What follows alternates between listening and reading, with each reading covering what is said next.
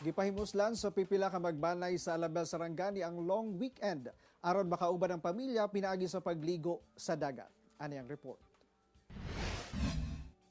Bisan sa kainit sa panahon, all smiles gihapon kini mga magbanay nga nagaligo sa Saka Beach Resort sa Alabel Sarangani Province.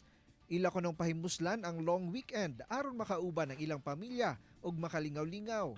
Kay araw ng kalayaan karon, ila sab ko nung palayaon ng ilang mga kaugalingon sa nagkadaiyang problema nga ilang ginaatubang karon. Ligo-ligo na sa dagat. Banding-banding sa mga anak na ko, asawa.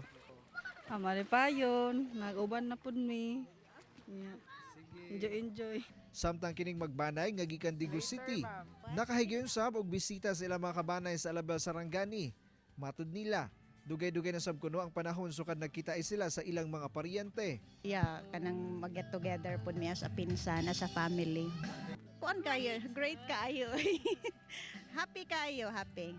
Samtang kining mga estudyante sa Alabel, nakahigayon sab sa pag-shoot sa ilang school project og nakabanding ang ilang mga classmate og nakapahuway kadali.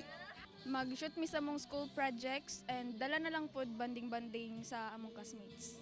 Ana sab ang otoridad sa palibot sa resort aron sa pagsiguro sa seguridad sa mga nangaligo. Kauban si Bong Vicencio sa kamera.